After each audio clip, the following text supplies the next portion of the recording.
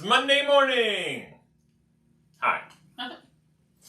So, you ever go into a place and you have just an obnoxious person? Like, you just know that they're going to make the wrong decision. They're at a restaurant, they're yelling, they're screaming, they're complaining to the chef, all the way to the waiter. I mean, it's just obnoxious. You ever been there?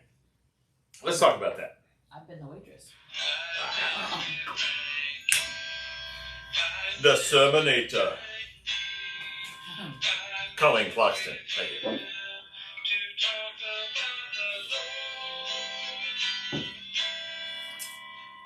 Yes. Good morning, beautiful people. Teaching is a work of the heart.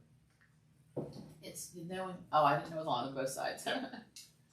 So, you go into a restaurant, you sit down, you're having a nice meal with your spouse or your girlfriend or boyfriend or your family or friend. And next to you, you have this just loud person, just obnoxious, but you just can't look away. You're like, what's happening next? And then you realize, man, she's beautiful, she's gorgeous, but she's really loud and obnoxious. Or he's really handsome and man, he's just drop dead, but man, he is just rude as can be. And your eye just can't go away. Okay, and you're like, what's going to happen next? Is he going to punch him, or is she going to just have a hissy fit right there on the floor? Now, they're all beautiful, they're all wonderful, and that kind of attracts you to them, but then you're like, oh, I should just shut up and eat their meal. Like, just be kind and gentle and respectful and, loving. When you're sitting there, how a train wreck, you just can't look away. Well, the Bible deals with that. And there's a whole huge section of this in Proverbs. And Proverbs describes Folly as a woman. Now, I know, don't get upset at that, okay? Just for a simple fact that typically when we go towards sin, it looks good. Okay, it looks attractive, it looks inviting. But then when we do that sin, we're like, oh crap, we feel guilty, we have shame, we have pain, we have all kinds of a list of things after that. And so when we go towards folly, it looks really good at the time. Just like if you're looking at a handsome guy or a beautiful lady and they're like loud and obnoxious. Well, it starts off like this. Proverbs 9:13 says this: the woman folly is loud. She is seductive and knows nothing.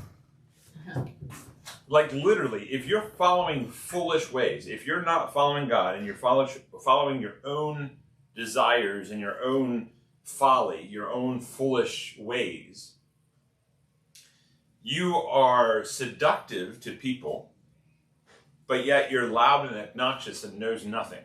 Like, it seems like you know something. It seems like there's a picture of wisdom.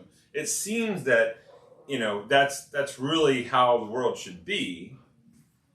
But then when you go down that path, it's hurtful, it's, despicable, you have all these weird feelings, then it's a mess. But in the beginning, in the forefront, that's why we need to have the spirit of discernment. We need to discern what is right and what is wrong according to Jesus, and not our own fleshly desires, our own opinions. Because a lot of times we don't know by what we have experienced that something is foolish or not. But God has detailed to the nth degree, to the down to everything, knows this is foolish and this is wise. And so we need to read what God's definition is. And so, yeah, it looks attractive, it looks wonderful, but it's a train wreck. And we need to know not to go to that. And something might not be seductive or beautiful, but yet it's holy and righteous inside. That's what we need to look at, is the spiritual ramifications of everything. There are spiritual consequences. And so we need to have that discernment, and Proverbs really opens that book. So we're going to talk a lot about folly this week and how foolish the world can be. It looks great on the outside, but in the inside, it's dead man's bones. I love you. Jesus loves you too. My encouragement for today is judge everything by God's Spirit, not by our foolishness and the seductive of the world. I love you. Did I just say that? Yeah, I love you too. Anyway, goodbye.